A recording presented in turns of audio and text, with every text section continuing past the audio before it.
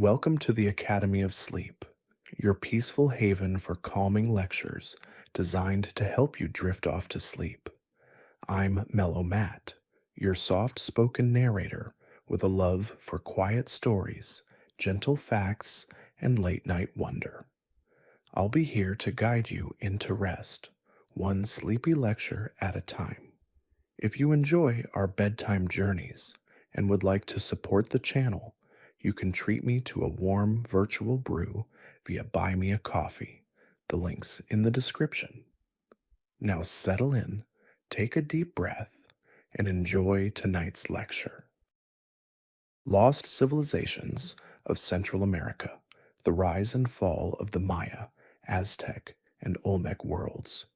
Chapter 1. Before Civilization, the Dreamtime of Central America. Long before the towering temples rose from the jungles, before the stones were carved into gods and kings, before the Quetzal birds sang above plazas teeming with life, there was only the land.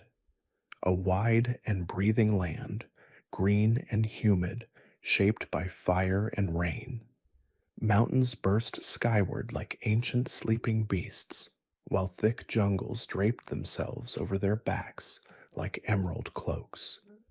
Rivers carved deep channels through valleys, their waters swollen with memory, while mists lingered in the early dawn, like the breath of the earth itself.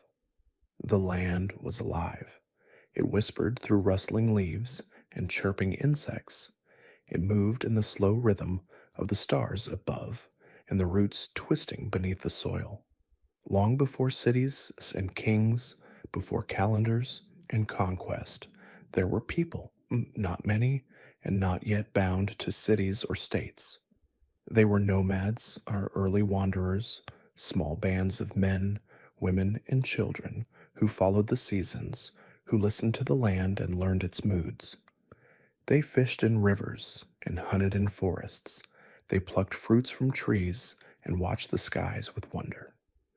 They saw no separation between themselves and nature, no border between the sacred and the real. To them, the world was full of spirits. The jaguar was not merely a predator, but a guardian of the forest. The serpent that slithered through the brush was a creature of transformation, of rebirth and hidden wisdom. Thunder was not just weather, it was the drumbeat of a sky god, echoing through the mountains to remind the earth it was alive. These early people did not yet build great stone temples or carve glyphs into monuments, but they built something else, a bond with the earth, an intuitive harmony with the natural cycles that would one day become the bedrock of mighty civilizations. They learned to grow maize, the sacred corn that would become the heart of Mesoamerican life. They discovered fire and time, and the whisper of stories passed from one mouth to another. They looked to the stars, not just to admire them, but to mark their movement, to recognize their power, to honor the forces they believed kept the world spinning. From the cycles of the moon to the rhythm of the sun, they built a mental calendar long before it was carved into stone. Though these early voices have long since faded into the wind, their presence still lingers. In every ritual that came after, in every city that rose from jungle soil, in every myth told by the firelight, they lived on. They were the dreamers, the root beneath the tree, the breath before the word. They laid the invisible foundation for the Olmecs, for the Maya, for the Aztec, and for all those who would come later and etch their stories into stone and sky. To walk through the forests of Central America, even today, is to walk through their memory. The thick air hums with life, with secrets, with an ancient rhythm that predates kings and battles. It is a place where past and present blur, where the whisper of a leaf might be a voice from another time. Beneath your feet may lie an ancient village, lost to time but not to spirit. Above your head, the same constellations wheel slowly across the sky, constellations once read as messages from the gods. And all around, the jungle endures, not as wilderness, but as sacred archive. So we begin not with stone temples or golden empires, but with silence, with the hush before the storm of history, with the dream time of Central America, when the world was still young, the people still few, and every bird call, every rustling leaf, every flash of lightning in the night sky might still have been the voice of a god. Chapter 2: The Meaning of Indians, Names, Misunderstandings, and Identity. When the first Spanish ships landed on the shores of the Americas, their sails swollen with wind and ambition, they believed they had reached the eastern edge of Asia, the Indies, as they called it then. In their eyes, the lush green coasts and unfamiliar people were simply a different chapter of a world they already thought they knew. The explorers, traders, and priests who came ashore gave a name to those they encountered, not based on understanding, but on error. They called them Indians. The name was born not from the identity of the people themselves, but from a mistake, a geographical misunderstanding wrapped in colonial arrogance. And yet the word stuck.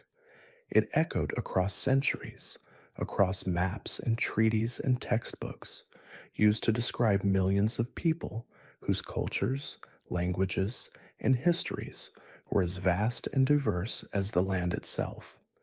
In truth, there was no single people called Indians. The peoples of Central America were many: Maya, Mexica, later known as Aztec, Zapotec, Mixtec, and dozens of others, each with their own languages, traditions, and sacred stories. They did not call themselves by this foreign name.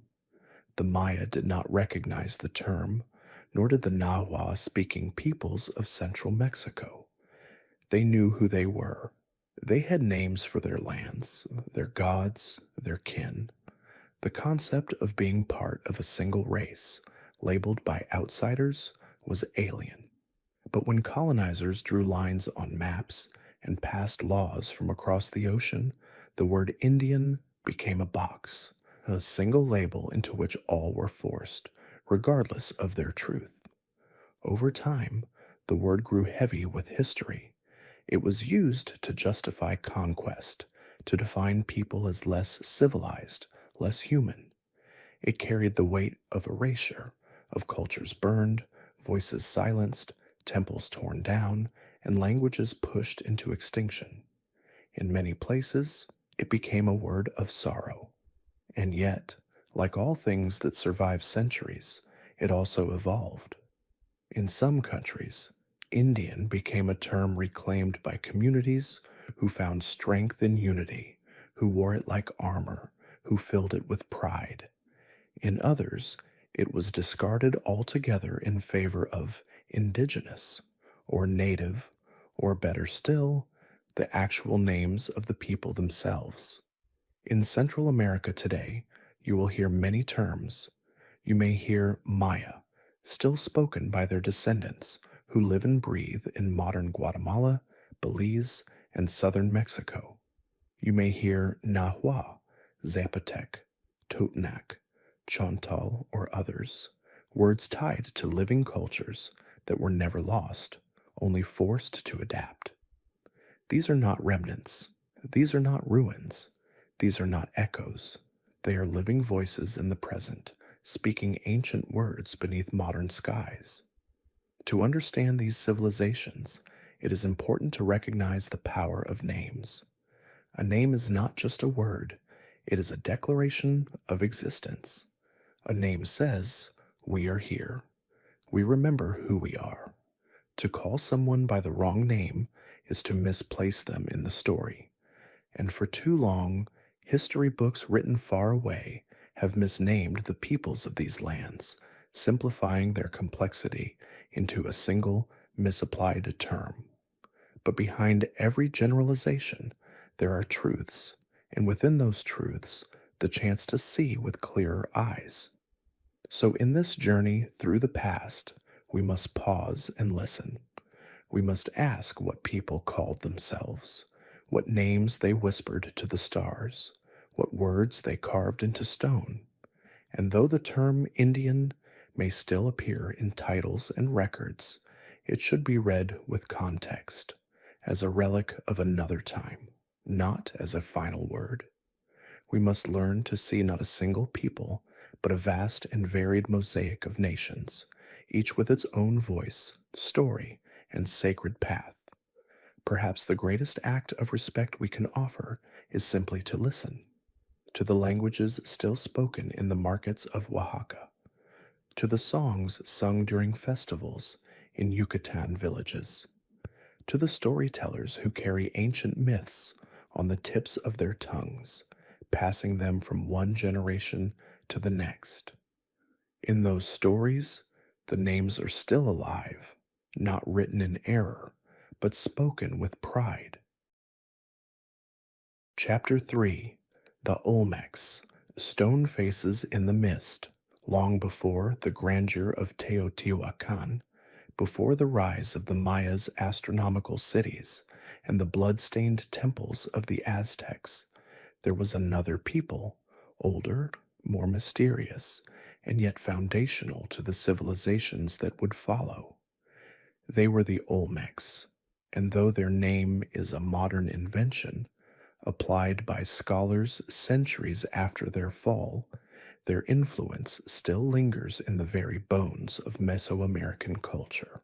Between roughly 1600 BCEE and 400 BCE, the Olmecs thrived in the sultry lowlands along the Gulf Coast of present-day Mexico, primarily in what are now the modern states of Veracruz and Tabasco.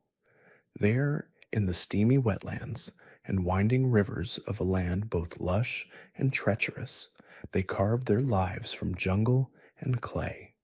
And from that same earth, they raised something never before seen: colossal stone heads, each weighing up to 50 tons, silent and staring into eternity. Who were these people who could move mountains of basalt without the wheel, without beasts of burden, without iron tools? We do not know their real name. We do not know the sound of their spoken words. They left no alphabet for us to decipher. What we know of them is drawn from what they left behind, from artifacts, ruins, and mysteries. The term Olmec comes from the Nahuatl language spoken by later Mexica peoples, and it means people of the rubber country, a reference to the latex-rich trees of the region, which the Olmecs are believed to have harvested to create the earliest forms of rubber. Yet this is only a fragment of who they truly were. Their art is perhaps the most striking legacy. The colossal heads, some over 3 meters high, display intricate facial features, individualized expressions, and distinctive helmets suggesting elite warriors, rulers, or perhaps even deities. They are not simply statues. They are monuments to power, to identity, and to mystery. No one knows for certain how they were transported, as the basalt used for many of them came from the distant Tuxtla Mountains, over 90 kilometers from where the heads were eventually placed. This feat suggests not just strength, but organization, planning, and a shared cultural purpose. The Olmecs also built ceremonial centers, most notably at San Lorenzo, La Venta, and later at Tres Zapotes. These were not cities as we understand them today, but sacred spaces, populated by plazas, pyramidal mounds, and ritual platforms, arranged with a deliberate symmetry that echoes spiritual intent. At La Venta, around 900 BCE, The Olmecs constructed a great stepped pyramid, one of the earliest of its kind in Mesoamerica, and surrounded it with offerings of jade, serpentine, and even iron ore mirrors, polished to reflect the sun like portals to another world. They worshipped gods of jaguar and rain, of maize and sky, their iconography filled with hybrid beings, half human, half animal, suggestive of shapeshifters, shamans, and divine ancestors. One of the most enduring symbols found in Olmec art is the were-jaguar, a creature with almond-shaped eyes, downturned mouth, and a cleft in the head, thought to represent a transformation or a fusion of man and beast. Whether these were gods, kings, or metaphors, we may never know. But the jaguar held deep power, representing night, the underworld, and the untamed soul of the jungle. The Olmecs are also credited with developing early forms of writing and calendar systems. In 2006, archaeologists discovered the so-called Cascajal block, a tablet dated to approximately 900 BCE, bearing a series of symbols unlike any previously known script. Though not yet deciphered, this stone slab suggests that the Olmecs may have invented the first writing system in the Americas, an achievement that pushes back the timeline of literacy in the New World by centuries. Their mathematics, too, laid foundations. The use of the concept of zero, a cornerstone of Maya astronomy and calculation, may have originated with the Olmecs. They understood cycles, they revered the heavens, and their architecture often aligned with celestial events, suggesting a cosmology as complex as it was sacred. By around 400 BCE, the great centers of Olmec civilization had fallen into decline. Whether by environmental shifts, internal conflict, or the mysterious ebb and flow of civilizations, the Olmecs faded into the jungle mist. Their stone heads remained weathered and silent. Their cities were swallowed by vines. Their names were forgotten. And yet, their essence endured in the glyphs of the Maya, in the gods of the Mexica, in the ball courts and pyramids and sacred cosmologies that would rise again across the land. To study the Olmecs is to peer into the prologue of Mesoamerican history. They were not merely a precursor, not a rough draft of the greatness to come. They were artists, engineers, astronomers, and priests. They dreamed in stone, and the echo of their dream still resonates through the ruins. When you stand before one of their colossal heads today, you may feel it, that unsettling magnetic sense of presence, as though the past is watching you, measuring time not in seconds, but in centuries. They do not speak, these heads, but they remember. Chapter 4. The Maya, Cities of the Living Sky. In the thick jungles of what is now southern Mexico, Guatemala, Belize, and western Honduras, a great civilization rose from the earth like the breath of the gods themselves. These were the Maya, astronomers, architects, poets, and kings, and their legacy stretches across more than 2,000 years of human brilliance and mystery. From as early as 2000 BCE, simple agricultural villages began to dot the landscape of the Maya lowlands. But it was during the pre-classic period, around 1000 BCE, that the Maya world began to stir with something greater, a growing complexity in society, the rise of ceremonial centers, and the whispers of a culture that would one day touch the stars. By the time of the classic period, roughly 250 to 900 CE, the Maya had transformed the forests and hills into city-states of astonishing sophistication. Towering pyramids, vast plazas, intricate palaces, and stone-carved ball courts emerged like islands in a green sea. Cities such as Tikal, Palenque, Copan, Calakmul, and Caracol rose to prominence, each a jewel of limestone and ritual, each ruled by dynasties that traced their bloodlines back to divine ancestors and celestial myths. These were not unified under a single empire, but formed a constellation of kingdoms, sometimes allies, often rivals, each vying for glory beneath the same sky.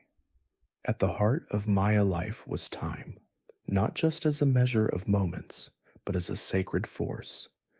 They mapped the heavens with extraordinary accuracy, tracking the cycles of the moon, the path of Venus, and the slow turning of the stars. They created a calendar system so precise that it rivaled and in many ways surpassed that of their European contemporaries.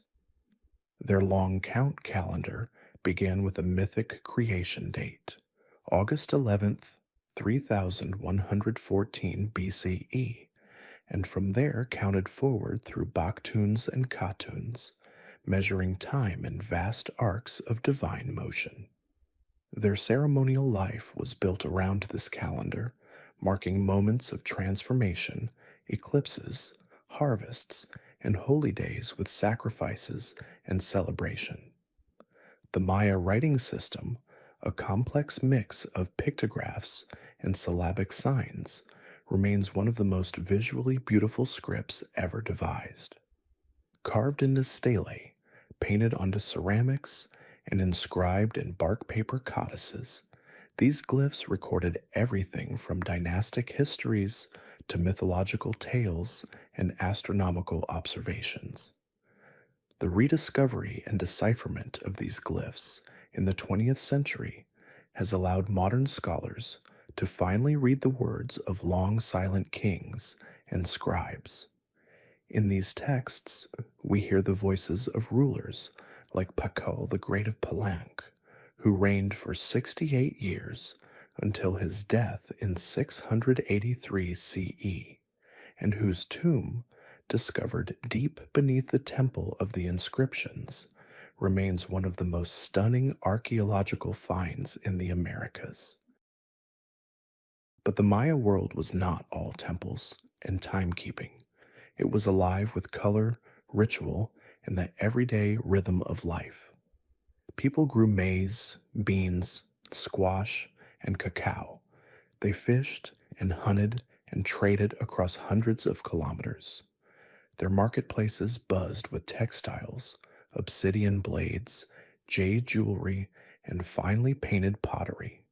They played the sacred ball game in courts lined with stone hoops, a sport entwined with myth and often with death, where the stakes were both political and spiritual.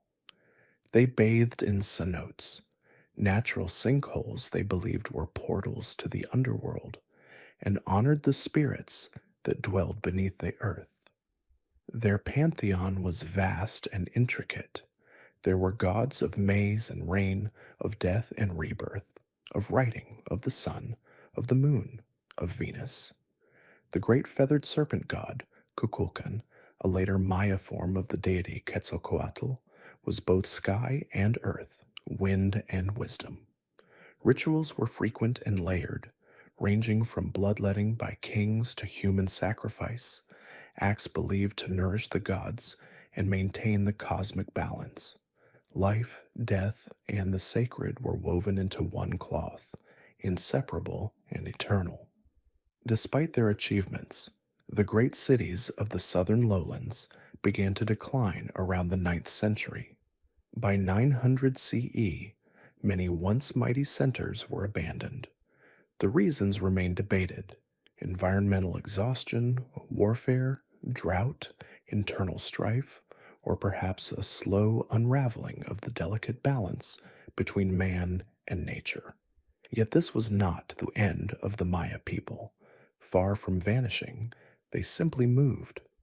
In the centuries that followed, Maya culture continued in the northern Yucatan cities, like Uxmal and Chichen Itza, which reached their peak in the post-classic period around the 10th to 13th centuries.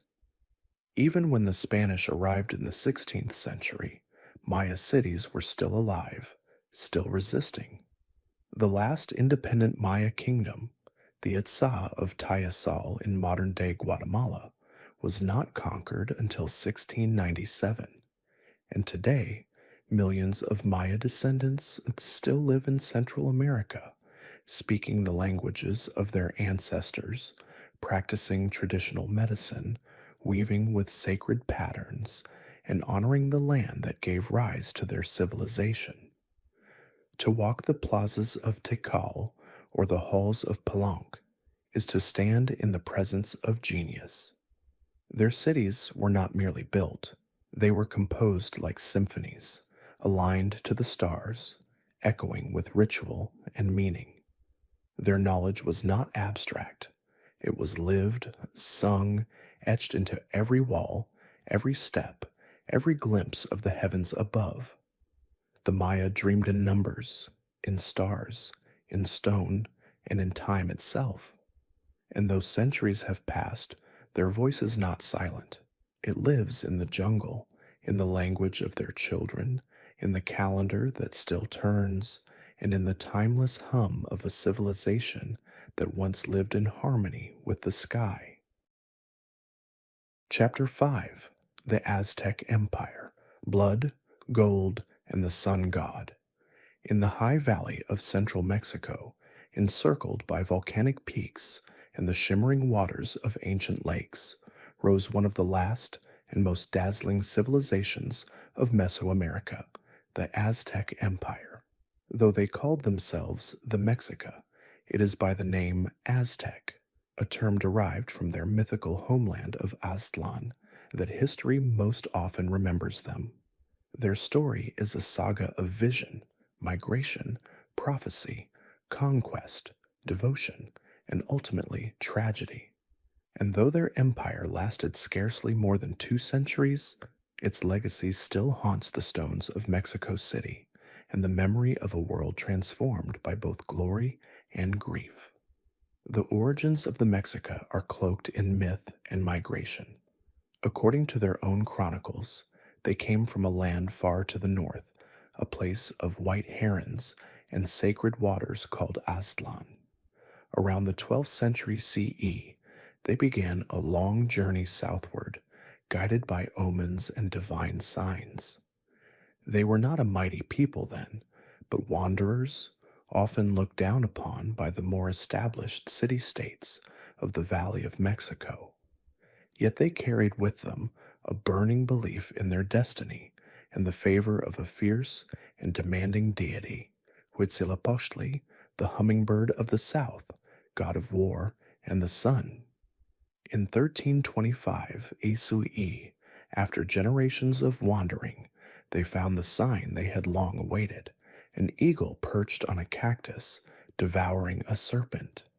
It was here, on a marshy island in the middle of Lake Texcoco, that they founded their city, Tenochtitlan. What began as a small settlement of canals and reed huts grew with astonishing speed into a metropolis of gleaming temples, sprawling markets, and sacred causeways. By the early 16th century, Tenochtitlan had become one of the largest and most spectacular cities in the world, with a population estimated between 200,000 and 300,000. White stone pyramids rose above the lake waters, while canals shimmered beneath footbridges, and canoes glided silently through a labyrinth of engineered waterways. Spanish conquistadors, upon first entering the city in 1519, compared it to Venice, though grander and stranger than anything they had ever imagined. The Aztec Empire was not a unified nation, but a vast alliance, known as the Triple Alliance, formed in 1428 between Tenochtitlan and 2 neighboring cities, Texcoco and Tlacopan. Over the next century, this alliance expanded its influence across central Mexico through a mixture of diplomacy, tribute, and brutal warfare. At its height, the empire extracted wealth from over 500 tributary city-states, drawing in cacao, jade, cotton, obsidian, feathers, and captives from as far as Oaxaca, Veracruz, and the Gulf Coast. The Mexica did not merely conquer, they absorbed, adapting and preserving elements of older cultures such as the Toltecs and Teotihuacan, while weaving them into a new and powerful mythology. At the center of Aztec life stood the Templo Mayor, the great temple of Tenochtitlan, where twin staircases led to twin shrines, one for Tlaloc, the rain god, and one for Huitzilopochtli, god of the sun and war. Here, at the peak of their ritual life, priests performed offerings, prayers, and sacrifices to nourish the gods and maintain the balance of the cosmos. The Aztecs believed that the sun, in its eternal struggle against darkness, required human hearts and blood to keep rising. This worldview was not rooted in cruelty, but in sacred obligation. Sacrifice was a divine exchange, the offering of life to ensure the continuation of all life. Human sacrifice, though deeply unsettling to the modern mind, was interwoven with Aztec philosophy and cosmology. Captives taken in warfare were offered upon the altars in elaborate ceremonies, their hearts lifted to the sky as drums thundered and flowers scattered. These were not acts of random violence, but sacred reenactments of mythic events, echoes of the gods' own sacrifices at the dawn of time. In their worldview, time itself had been purchased with divine blood, and it was their solemn duty to repay that debt. Beyond ritual, Aztec society was deeply structured and surprisingly sophisticated. It was a world of vibrant marketplaces where traders known as pochteka traveled far and wide to bring goods and stories from distant lands. It was a society of laws and schools, of poetry and music, of astronomy and engineering. Their calendar system, inherited and refined from the Maya and earlier cultures, marked both ritual and solar cycles with stunning precision. They composed poems about the fragility of life, the beauty of flowers, the sorrow of death. Warriors were honored, but so were artists. Priests studied astronomy, children attended schools, scribes recorded history in codices painted on deerskin and agave paper. They understood the heavens as a great clock, each god turning a gear in the celestial machinery that governed all things. But as their empire rose, so too did the forces that would bring it crashing down. In 1519, a Spanish expedition led by Hernan Cortés landed on the eastern shores of Mexico. What followed was a collision of worlds, one forged over millennia, the other driven by steel, gunpowder, and greed. Through a combination of alliances with rival city-states, such as the Tlaxcalans, manipulation, superior weaponry, and the devastating impact of smallpox and other diseases, the Spaniards reached Tenochtitlan in 1521. After a brutal siege, the city fell. Its temples were torn down, its canals drained, its people massacred or enslaved. The empire, once resplendent in white stone and red banners, was reduced to rubble. Yet the fall of the Aztecs was not the end of their story. Their blood runs in the veins of millions of Mexicans today. Their language, Nahuatl, still flows through everyday speech. Words like chocolate, avocado, and coyote are their gift to the modern world. Their myths still breathe in art, in festivals, in whispered prayers.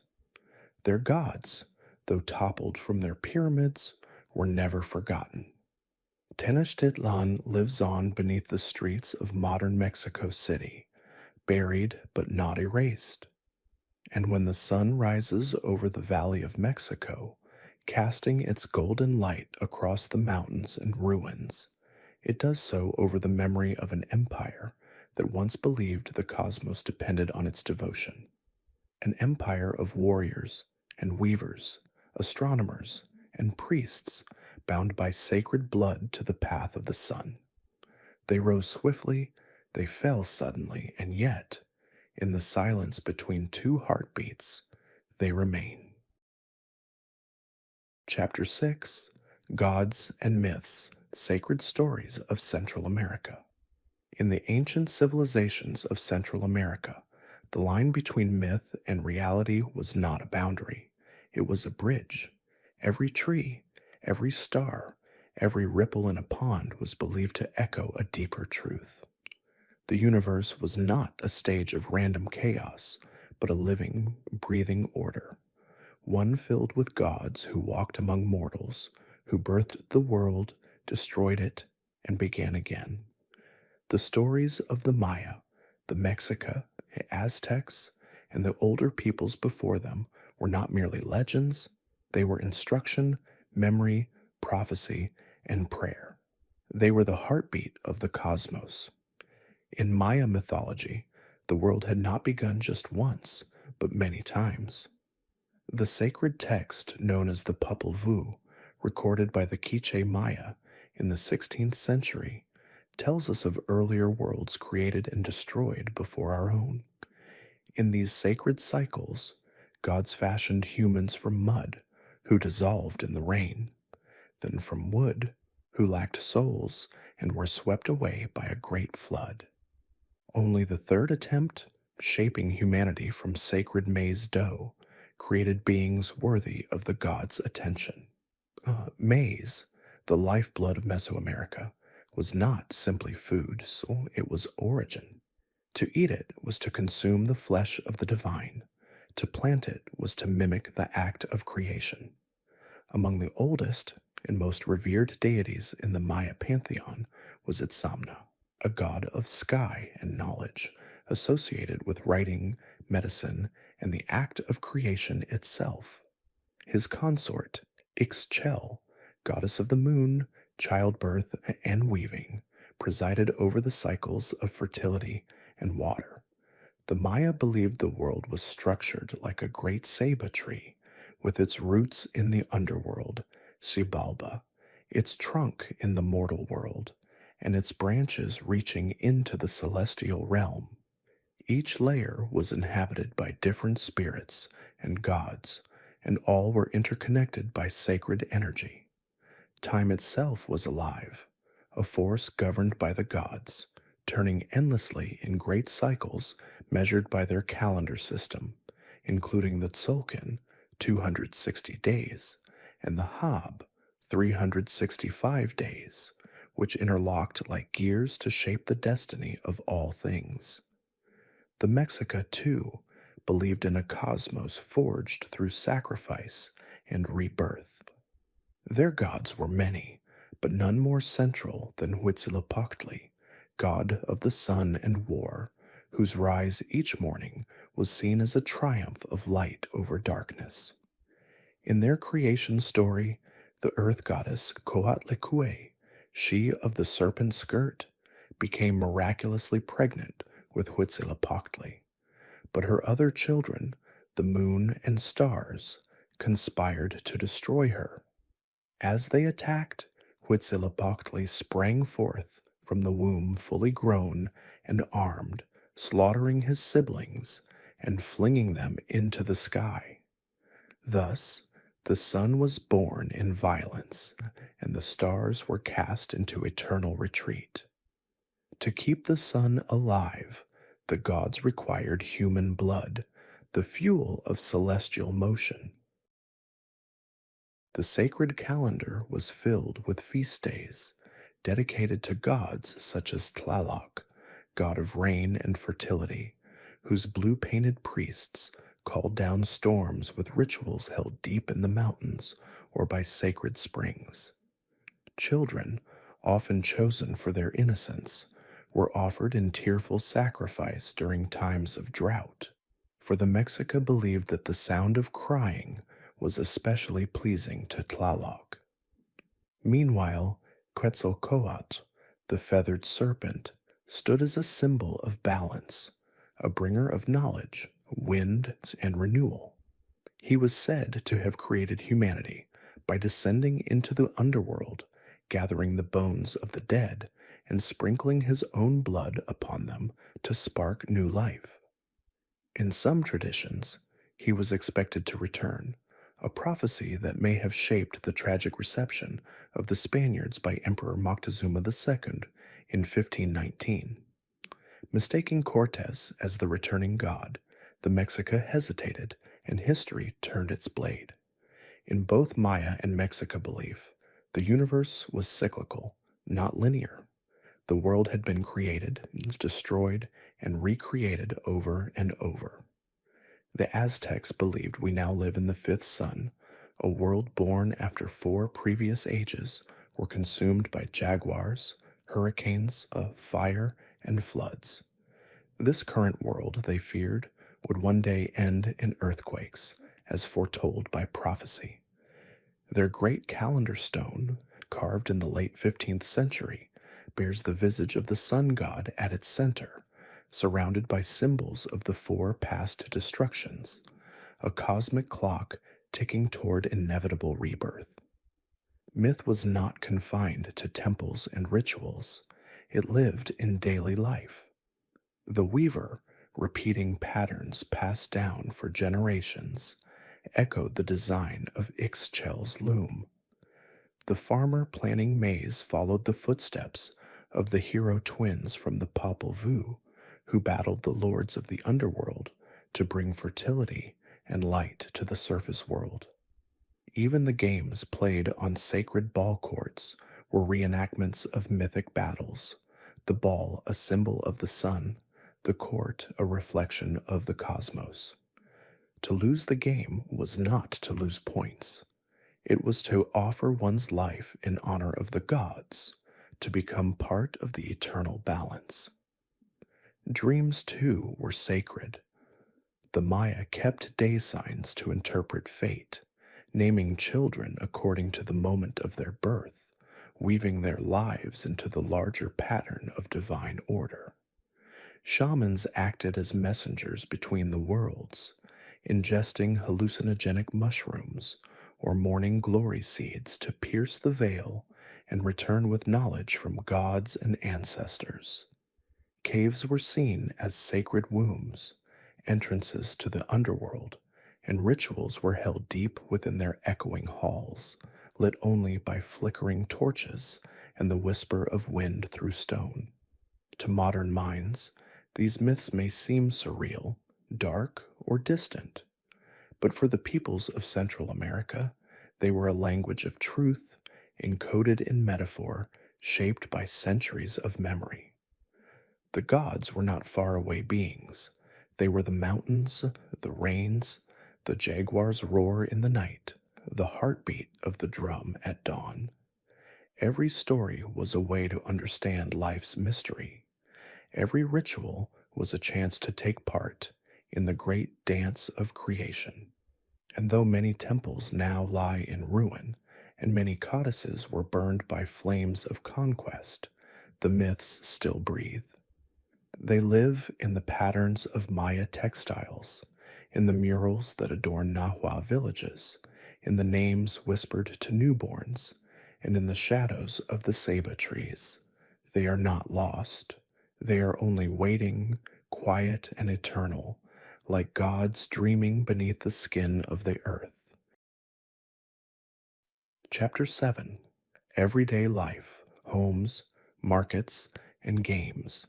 Beyond the pyramids and palaces, beyond the blood-stained altars and stone-carved gods, life in ancient Central America pulsed with a quieter rhythm, one of firelight and laughter, of weaving and whispering, of daily rituals and timeless customs.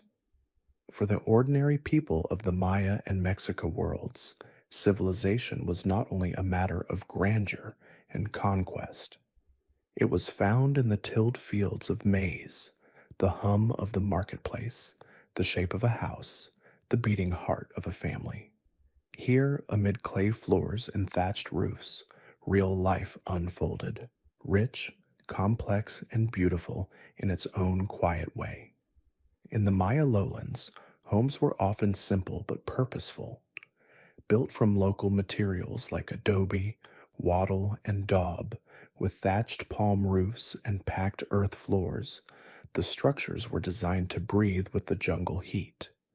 A single home typically housed an extended family, with hammocks slung between walls, small altars for household deities, and a hearth where three stones formed a triangle, a sacred symbol said to represent the cosmic hearth where the gods first cooked the sun. Around this hearth, women ground maize on metats, shaped tortillas with practiced hands, and stirred pots of tamales or cacao, the sacred chocolate drink of gods and rulers alike. Food was more than sustenance, it was ceremony. Maize was life, beans brought strength, squash gave nourishment, and chili offered spirit. The three sisters, grown together in the milpa system of rotating fields, formed the backbone of the diet. In coastal regions, fish and shellfish were added. In the highlands, turkey and wild game. Salt was precious, honey was sacred. Cacao beans were so prized that they doubled as currency. In Mexico cities like Tenochtitlan, daily life was organized with extraordinary efficiency. Streets were laid out in a grid, causeways stretched across the lake, and aqueducts brought fresh water into the city. The chinampas, floating gardens built on lake beds, produced staggering quantities of food. These artificial islands, rich with fertile soil, yielded maize, tomatoes, avocados, amaranth, and flowers in such abundance that they helped feed a city of hundreds of thousands. Farmers worked from canoes, gliding silently between rows of green. Children helped with the harvest. The lake and the soil were alive, not just with plants, but with memory and gratitude. Homes in the Aztec world were constructed from adobe bricks or stone with flat roofs and inner courtyards. Most were modest, though nobles lived in larger, more elaborate dwellings adorned with painted murals and private gardens. But even the simplest home reflected the cosmic order. Doors faced the east to greet the rising sun. Hearths were kept clean and reverent. Each house was its own small universe, its own sacred center. Markets were the lifeblood of the cities. In Tenochtitlan's great market at Tlatelolco, described by Spanish chroniclers in awestruck detail, thousands of people gathered daily to trade goods from across the empire. There were sections for every kind of item: obsidian blades, clay figurines, embroidered capes, copper bells, woven baskets, feather fans, live animals, and countless varieties of food. Bartering was common, but cacao beans were the preferred currency. A rabbit might cost 10 beans, a turkey egg 3, and a night with a courtesan perhaps 20. Merchants called Pochteca traveled long distances, forming guilds and acting as spies for the empire, bringing back not only luxury goods like jade and turquoise, but news, languages, and whispers of rebellion. Markets were not only centers of commerce, but places of culture, performance, and law. Public announcements were made, disputes were settled by appointed judges, dancers performed, and priests blessed offerings. In this dense and fragrant atmosphere, the world came together. Highlanders met coastal traders, farmers met nobles, mothers bought toys for their children, and young lovers passed secret glances behind baskets of chili and flowers. Children, in both Maya and Aztec societies, were raised with care, discipline, and intention. From an early age, boys and girls were taught their roles, though not without room for dreaming. Boys learned farming, fishing, or warfare depending on class and lineage. Girls were taught weaving, cooking, and homekeeping. But all children attended school. In the Mexico world, commoners went to Tenochtitlán, where they learned history, religion, and physical training. Nobles attended the Olmec, where they studied astronomy, writing, and philosophy, preparing for roles as priests, scribes, or rulers. Education was not a privilege, it was a responsibility. Amid all this structure, there was also joy, found most clearly in the sacred and spectacular game of Olmecs, the Mesoamerican ball game. Played on long, sloped courts lined with stone walls and often carved with mythological scenes, the game involved passing a heavy rubber ball using hips, elbows, and knees, never hands or feet. The goal varied by region, but often involved getting the ball through a vertical stone ring high on the wall. The game was more than sport. It was ritual, symbolizing the eternal struggle between light and darkness, life and death, gods and underworld. Sometimes it ended in celebration, sometimes in sacrifice. Ball players were respected, adorned in protective gear and ceremonial dress. Victors were honored, losers, at times, were offered to the gods. Each match was a living myth, reenacted in sweat and breath. Music, dance, and poetry filled the hours between labor and ritual. Flutes, drums, and rattles echoed in temples and homes alike. Songs told of gods and lovers, of battle and rain, of the fragility of existence. One Aztec poem asks, "Oh, do we live with roots in the earth?" No, we are only here for a moment. These lines, written centuries ago, still whisper across time, reminders that even in a world ruled by gods and emperors, the people knew that life was fleeting and therefore sacred. To see ancient Central America only through its temples is to miss its heart. For beneath the pyramids were the people, weavers, potters, mothers, merchants, children, each moving within a vast cosmic order, each shaping the world with hand and will. Their homes may have crumbled, their marketplaces long vanished, their ball courts now silent, but their lives remain etched in soil and stone, in the rhythm of modern villages, in the words of their descendants. And if you listen carefully, in the quiet moments between sleep and waking, you may still hear the grind of maize, the murmur of trade, the thump of the rubber ball, and the laughter of children running beneath a sun that still rises, every day, over the ruins and the roads of the living past. Chapter 8: Nature and Spirit, the Land of Jungle and Volcano. To the ancient peoples of Central America, the land was not simply a stage on which life unfolded. It was a living presence, sacred and watchful, filled with spirits both benevolent and fearsome. Mountains breathed, rivers whispered, trees listened, and every stone could hold memory. The world was not a resource to be used. It was a partner in the great dance of existence, a divine mirror reflecting the will of the gods. From the dense rainforests of the Yucatan to the volcanic highlands of Guatemala and the misty valleys of Oaxaca, every feature of the landscape was infused with meaning, and every corner of nature was woven into the spiritual fabric of daily life. The jungle, for the Maya, was both protector and mystery. Towering ceiba trees, which could stretch over 60 meters tall, were believed to be the axis mundi, the world tree, connecting the three cosmic realms. Their roots plunged deep into the underworld of Xibalba, Their trunks anchored the human world, and their crowns reached into the celestial home of the gods. Walking beneath their wide canopies, one was not simply among plants, but among ancestors. Birds called out in voices older than speech, howler monkeys shouted from unseen perches, and jaguars padded silently through the foliage, not as animals alone, but as living symbols.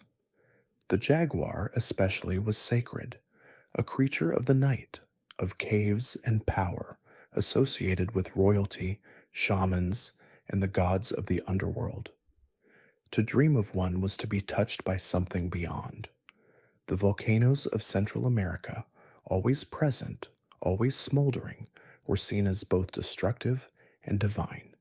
The highlands of Guatemala are dominated by massive stratovolcanoes, like Volcán de Fuego and Volcán Agua, which still rumble with ancient power. To the Maya, these were not geological accidents, but embodiments of fire spirits, both feared and revered. When they erupted, they were not simply unleashing ash and molten rock, they were expressing will, sending warnings, demanding offerings. People left gifts at their feet, built shrines on their slopes, and prayed for mercy when the earth shook. Earthquakes and eruptions were not natural disasters, they were moments when the gods stirred. The rivers that threaded through the lowlands carried more than just water. They were considered pathways between worlds, reflections of the sky, and sources of life. Many sacred sites were built near rivers or caves where water flowed from beneath the earth, entrances to Xibalba. The Maya city of Yaxchilan, perched along the banks of the Usumacinta River, used the mist and roar of the water as part of its ritual theater. To stand at its temples was to stand between realms, with the river below and the sky above. Cenotes, natural sinkholes formed from collapsed limestone bedrock, were among the most sacred of all natural features. Found throughout the Yucatan Peninsula, they were both wells and windows, sources of fresh water in an otherwise dry landscape, and portals into the spirit world. Offerings of jade, gold, and human life were cast into their depths, meant to please the gods and maintain harmony. At Chichen Itza, the sacred cenote was the site of such rituals for centuries. Archaeological dives have recovered bones, jewelry, and pottery, traces of the countless ceremonies that once took place at the water's edge, where sunlight flickered on the surface like the breath of a dream. Animals, too, were part of the spiritual ecosystem. The quetzal, with its radiant green feathers and scarlet breast, was seen as a divine messenger. Its tail feathers were treasured more than gold, reserved for kings and priests, and its presence in the canopy was considered a sign of favor from the gods. The turkey was sacred to the Mexica, a creature tied to both the domestic world and spiritual transformation. The serpent, particularly the feathered serpent, known as Cuculcan to the Maya and Quetzalcoatl to the Mexica, symbolized wind, learning, and the connection between earth and sky. When these animals appeared in dreams, rituals, or omens, they were seen not as mere coincidence, but as messages, threads in the divine tapestry. The seasons shaped not only agriculture, but sacred time. The arrival of rain marked the rebirth of the world, a time to plant and give thanks to Chac, the Maya rain god, or Tlaloc, his Mexica counterpart. In times of drought, special rituals were held, sometimes involving sacrifice, to call back the water, to coax the clouds from the horizon. The wind carried prayers, the fire consumed them. The moon measured cycles of fertility and light. The very air was thick with invisible presence. In the highlands, the people lived in constant communion with the land. Hills and caves were named after ancestral spirits, and many villages still maintain ancient practices of giving offerings before harvesting, building, or even entering a forest. Sacred trees were adorned with cloth or flowers, rocks painted with ochre, and blessed with incense. The land was not taken for granted, it was spoken to, sung to, negotiated with. Shamans, known in various regions as Aojikichis, Tlamakasqui, or by other titles, acted as intermediaries between the natural and supernatural. They read the smoke of burning copal resin, the flight of birds, the dreams of the ill. They spoke with mountains and called upon the spirits of the wind. Through rituals involving mushrooms, tobacco, or morning glory seeds, they would enter trance states, traveling through invisible realms to retrieve knowledge, to heal, to warn, or to plead. Theirs was not superstition, but sacred duty, a lifelong relationships with the forces that shaped all things. Even death was shaped by nature. The underworld was not a fiery hell, but a place of water, darkness, and trial. In the Popol Vuh, the hero twins descended into Xibalba and faced tests of fire and razor blades, trickery, and night. Their story was not one of eternal punishment, but of transformation, a journey that mirrored the cycle of the sun and the maize seed, which must die to rise again. Graves were often dug in homes, beneath floors, with offerings of food, jade, and incense, not to isolate the dead, but to keep them close, part of the family, part of the land. To live in ancient Central America was to live in a world where every breath was sacred, every path held memory, and every breeze might carry a whisper from another world. The landscape was not backdrop, but scripture. The mountains wrote stories in their peaks. The rivers sang in tongues older than words. The volcanoes dreamed, and sometimes, when the sky turned red, they woke. Even now, centuries later, that sense of presence lingers. In the ruins hidden beneath jungle vines, in the mist that rolls over the highland valleys, in the silence of a cenote at dawn, the land is still alive, it remembers. And if you walk slowly, breathe deeply, and listen well, it may begin to tell you its stories, soft, sacred, and unending. Chapter 9: Collapse and Change, Mystery and Tragedy. No empire is eternal, no city lasts forever. In the heart of Central America, civilizations rose with the elegance of stars and the certainty of tides, and just as surely they fell. Their monuments still stand, moss-covered and crumbling beneath the weight of time, but their courts no longer echo with footsteps, and their temples are silent save for birds and wind. The collapse of the great cities of the Maya and the conquest of the Mexica are among the most profound and poignant stories of human history, not only for the destruction they left behind, but for the mystery and complexity that still shroud their unraveling.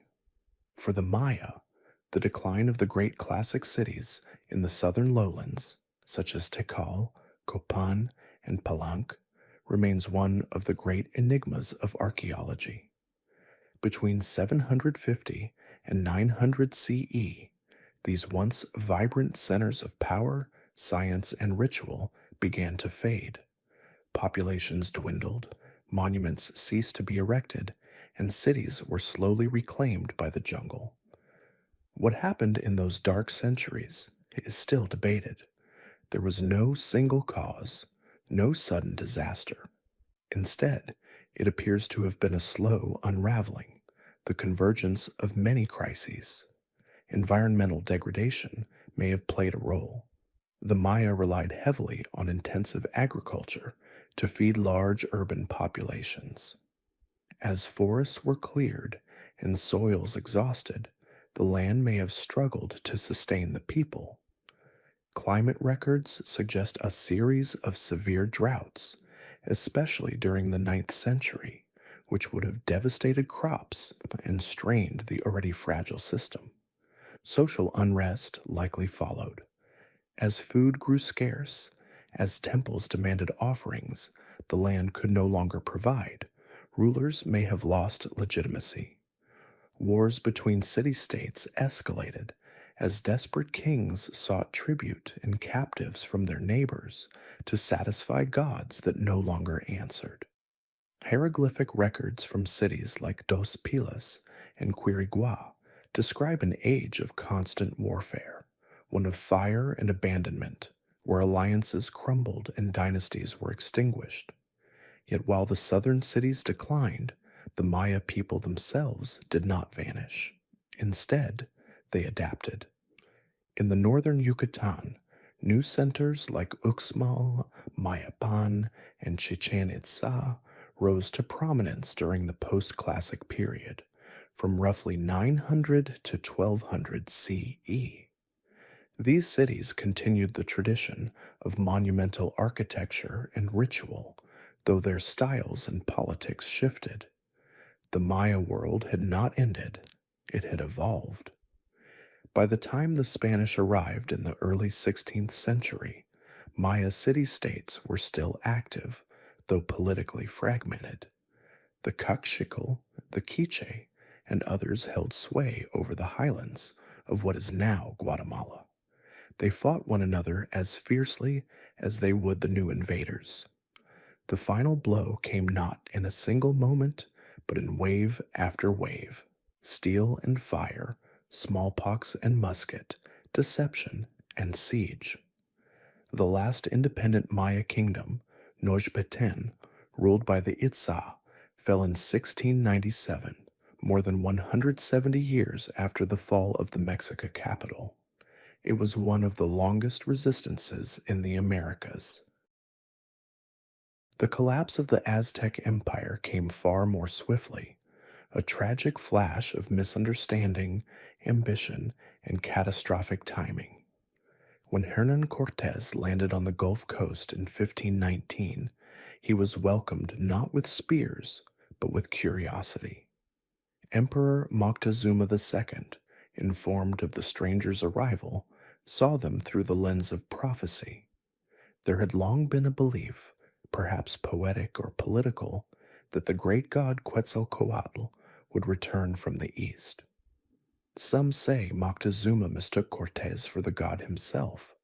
Whether he believed this, or merely feared the consequences of war with the unknown, he chose caution. He sent gifts, gold, food, feathers, hoping to placate. But to the Spaniards, these were invitations, signs of weakness, evidence of untold riches. Alliances with discontented city-states, such as the Tlaxcalans, gave the Spaniards military support and strategic advantage. Diseases, particularly smallpox, began to spread before Cortes even reached Tenochtitlan, weakening the empire's defenders. By the time the Spanish entered the city in November 1519, they were both guests and conquerors. What followed was a bloody cascade of betrayal and resistance. Moctezuma died, some say killed by his own people, others by the Spanish. The Spaniards were driven out during the Noche Triste in June 1520, but returned with a vengeance. In August 1521, after months of brutal siege, starvation, and disease, Tenochtitlan, once a city of floating gardens and golden towers, fell. The empire was broken. But this too was not the end. As with the Maya, the people endured. The Mexica were never erased. Their bloodlines flowed into the new mestizo world. Their language, Nahuatl, remained on the tongues of poets and commoners. Their gods, though buried, were never fully forgotten, transformed, masked or blended with Catholic saints in rituals that still carry traces of older truths. In the centuries that followed, Spanish colonization reshaped the entire region. Indigenous peoples were forced into encomienda labor systems, their temples torn down and replaced by cathedrals, their codices burned, their names rewritten. Yet in the mountains and forests, in quiet villages and hidden traditions, the old ways persisted. Healers still spoke to the land, midwives still called on Ixchel, farmers still planted maize in sacred patterns, and elders told stories of jaguars and suns, of lost cities and the gods who once walked the earth. The collapse of these ancient civilizations was not a single fall. It was a series of transformations. Painful, yes, but not annihilation. Cultures do not vanish as easily as buildings fall. They evolve. They survive in silence, in language, in the rhythm of footsteps over stone. Today, the ruins of Tikal, Copan, Palenque, Uxmal, and Chichen Itza are visited by travelers from around the world. But for the descendants of those who built them, they are not merely ruins. They are reminders. They are not dead cities, but sleeping ones. Beneath the vines and roots, the spirit of a people remains. The jungle may take back stone, the lake may cover the road, but memory endures. And in the quiet hours of dawn, when the mist rises from the valley and the first bird calls from the trees, it is said that you can still hear something ancient moving in the air, not a collapse, not a cry, but a whisper, a breath, a story continuing. Chapter 10: Legacy. What remains in stone, song, and blood empires may fall, cities may fade into the embrace of vines and dust, and temples may crumble into silence. But culture, when rooted in the hearts of people, endures. The civilizations of ancient Central America, though shaken by conquest and centuries of upheaval, have not vanished. Their legacies are not confined to ruins and museum cases. They persist quietly, defiantly, and sometimes invisibly in languages spoken, foods prepared, rituals performed, and bloodlines that still flow through the veins of millions. The stone may have been buried, but the spirit never was. Across modern Mexico and Central America, the descendants of the Maya, the Nahua, the Zapotec, the Mixtec, and dozens of other indigenous peoples still live on ancestral lands, still speak ancestral tongues, and still remember. In Guatemala alone, more than 6 million people identify as Maya, speaking over 20 different Mayan languages, such as Quechua, Quechua, Tzutujil, and Yucatec. These are not relics of a forgotten people, but living languages, spoken in homes, in markets, in classrooms, and in prayers whispered over fields of maize. Their persistence is a quiet act of resistance, a daily reaffirmation of identity in a world that once tried to erase them. In Mexico, Nahuatl, once the courtly language of the Mexica emperors, is still spoken by over 1.5 million people. It echoes in the words we use today without knowing their origin. Chocolate, avocado, tomato, coyote, guacamole, and tamale are all Nahuatl gifts to the global vocabulary. These linguistic traces are not accidental. They are cultural fingerprints left on the modern world by civilizations that once stood at the center of a continent. Artistic traditions also carry the flame forward. In Chiapas and the Yucatan, Maya women still weave with the same backstrap looms their ancestors used 1,000 years ago, creating textiles filled with sacred geometry and cosmological meaning. The patterns are not chosen at random. They speak of creation stories, ancestral spirits, and the path of the stars. In Oaxaca, its Zapotec artisans carve wooden animals known as alebrijes, their forms inspired by dreams and myths. In Puebla, Mixtec potters decorate ceramics with designs that echo motifs found in pre Columbian tombs. Every stitch, every chisel mark, every brushstroke is an offering, a way of remembering.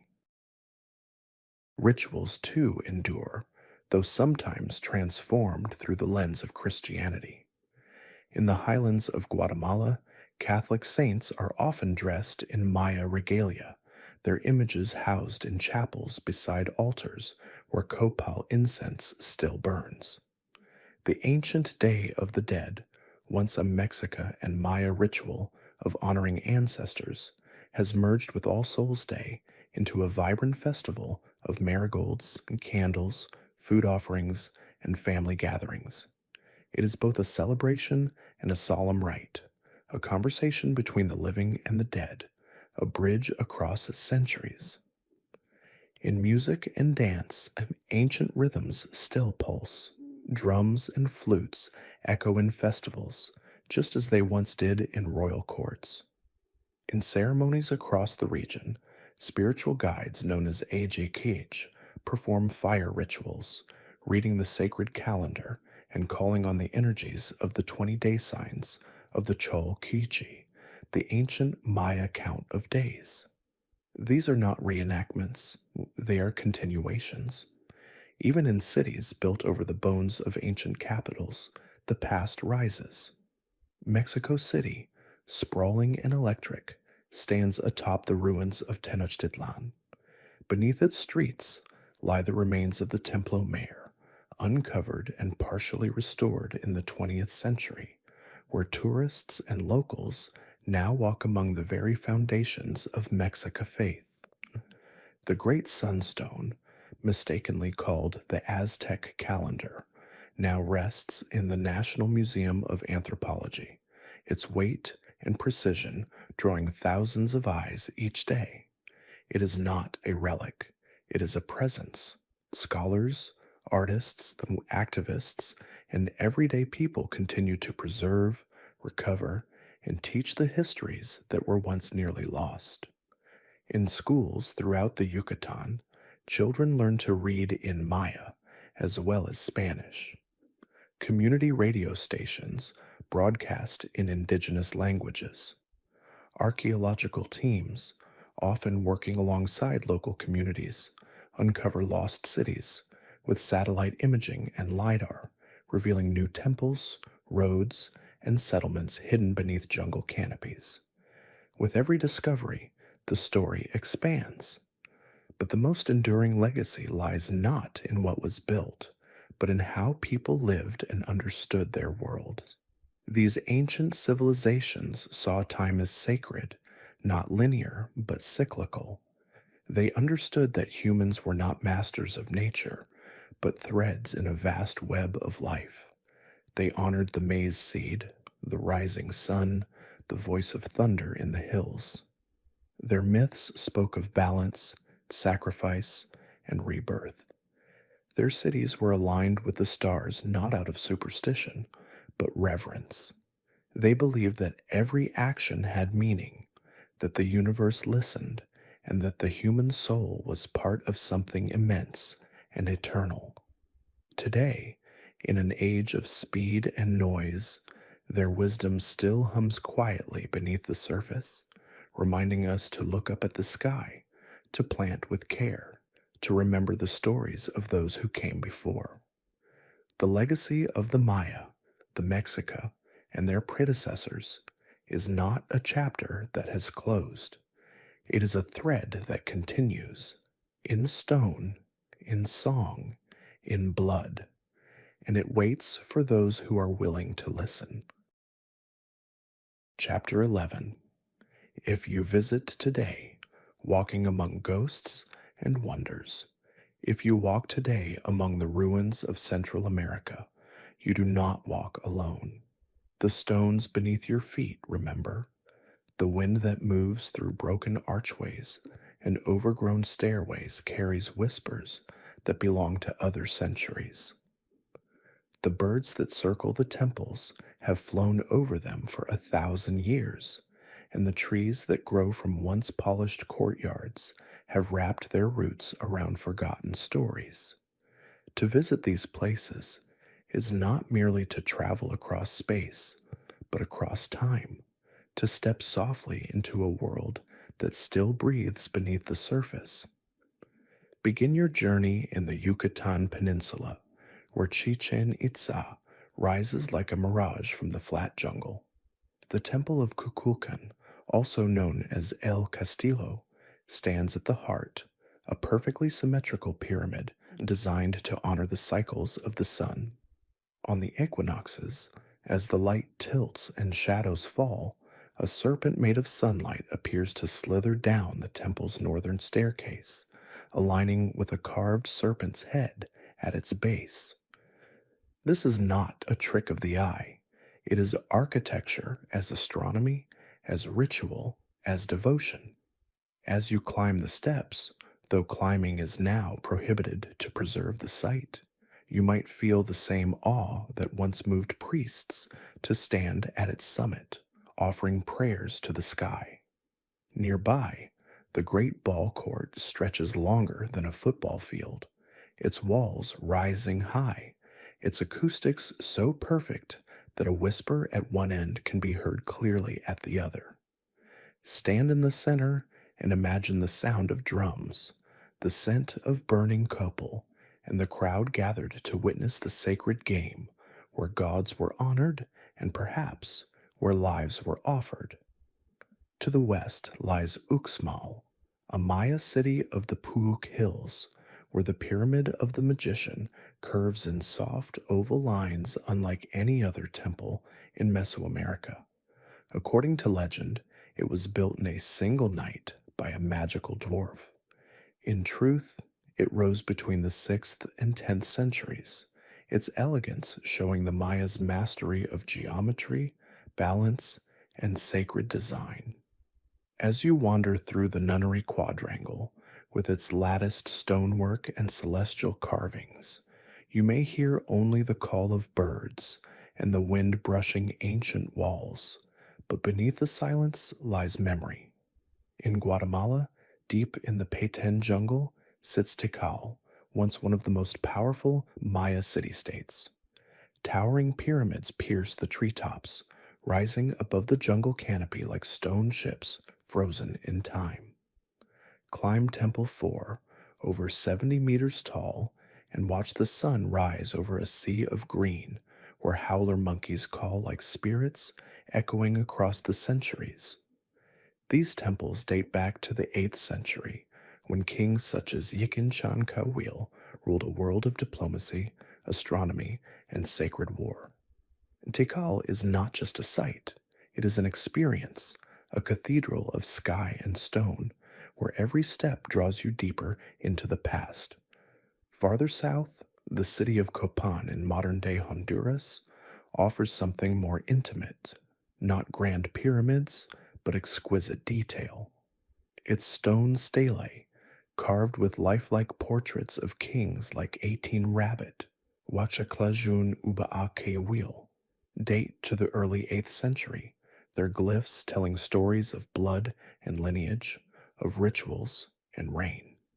The hieroglyphic stairway, with over 2,000 glyphs, is the longest known Maya text, a staircase that is also a book, a path that is also a memory. Sit for a while on the mossy steps and let the silence speak. In Mexico City, where the past and present coexist in layers, you can visit the ruins of Tenochtitlán, the Mexica capital once described by Hernán Cortés as more marvelous than anything seen in Spain. Beneath the plaza of the Zócalo, beneath the Baroque grandeur of the Metropolitan Cathedral, lie the excavated remains of the Templo Mayor. Here you can walk among serpent carvings and the broken altars where hearts were once lifted to the sun. Visit the Museum of the Templo Mayor to see the Coyolxauhqui stone, a masterpiece of Mexica myth. The moon goddess dismembered by her brother, the sun god. Her story lies not only in myth, but in stone, still turning beneath the earth. If you travel to Monte Alban, high in the hills above Oaxaca, you will find the sky closer than ever. Built by the Zapotec beginning around 500 BCE, it was one of the earliest major cities in Mesoamerica. Its plazas sit atop a flattened mountain top with panoramic views of the valleys below. There is a quiet majesty here, a stillness that seems to hum with ancient purpose. The danzantes, stone carvings once thought to depict dancers, are now believed to show prisoners, their contorted forms perhaps part of ritual display. Whether they danced or wept, they remain eternal. In Palenque, the palace and temples of the Maya rise from a slope lush with vines and mist. Here lies the tomb of Paco the Great, buried beneath the Temple of the Inscriptions around 683 CE, in a crypt carved with cosmological meaning. His sarcophagus lid, famously misinterpreted by some as depicting a spaceship, is in fact a vision of rebirth, a king falling into the jaws of the underworld, wrapped in the branches of the world tree, preparing to rise again. There are hundreds of sites, Calakmul, Yaxchilan, Bonampak, Mitla, Tonina, Cacaxtla, each with their own voice, each part of the great chorus of memory. Some are well restored, others still sleep beneath earth and root. Not all are grand. Some are little more than mounds in the forest, stones turned by farmers' plows, or fragments in museum drawers. But each carries a story. Each is a window. Each invites reverence. If you go, go slowly. Let the silence guide you. Bring water, bring respect, and leave behind haste. Listen to the birds. Smell the soil. Sit in the shade of a ruined palace and imagine the sound of footsteps that once echoed in those halls. Watch the sun strike the stone just as it did 1,000 years ago, and know that you are not the first to stand there in wonder, and you will not be the last, because these places are not lost. They are not dead. They are not just destinations. They are the breath of old gods, the laughter of children who once ran through sacred courtyards, the echoes of voices calling maize into the light. And when you visit, if you truly listen, you may find that they begin to speak to you, gently, dreamily, like a story you've heard before, but almost forgotten. Chapter 12, Epilogue, a Whisper. Through time. The story is told. The paths have been walked. The pyramids and temples and courtyards have risen again in the imagination, lit by flickering torches and the gleam of dawn. And now, in this final hour, as we rest beside the ancient hearth of memory, we ask not what was lost, but what still lingers. For the civilizations of ancient Central America were not buried, they were planted. And like seeds tucked beneath warm soil, their truths, their beauty, and their spirit continue to grow in ways both visible and unseen. History often speaks in the voice of collapse. It tells of destruction, conquest, disappearance. But if you listen more closely, beneath the heavy syllables of empires and the jagged lines of maps, you'll hear something softer, a whisper, a breath that has never left the world. You'll hear it in the voice of a mother teaching her daughter to weave the patterns of the universe into cloth. You'll hear it in the rhythm of nahuatls spoken in the hills of Puebla, in the sacred syllables of the Quiche Maya echoing through the highlands of Guatemala. You'll see it in the hands of a child planting maize beside her grandfather in the incense smoke curling through a village chapel where saints wear indigenous robes and the Virgin is called by older names.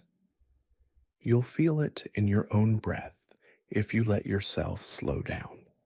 If you remember that we too are part of the great rhythm. We too are made of sun and seed, of sky and sorrow, of blood and wonder. The Maya saw time not as a straight line, but as a sacred circle, ever turning, ever returning. The Mexica built their lives upon cycles of destruction and rebirth, knowing that every ending carried the seed of beginning. And perhaps that is the final lesson they leave for us, not in stone, but in silence. They remind us to look to the sky and remember that we are not its masters, to touch the earth and know it is alive, to tell stories, not only to remember, but to renew.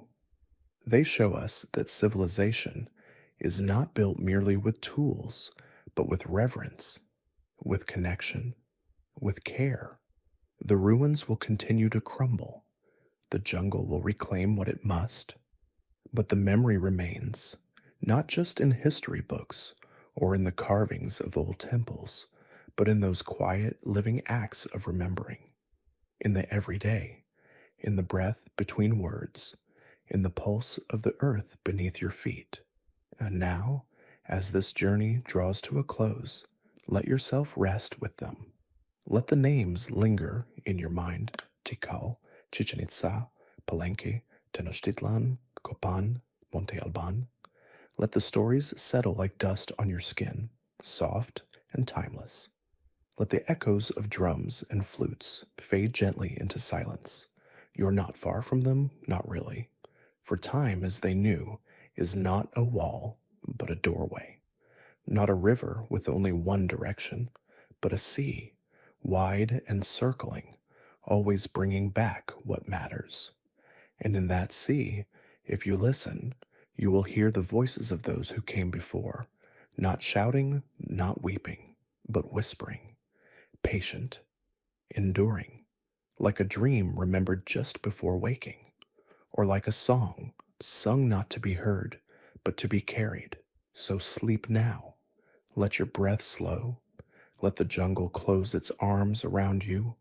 Let the ancient roads stretch out behind your eyelids. You have walked far. You have listened well.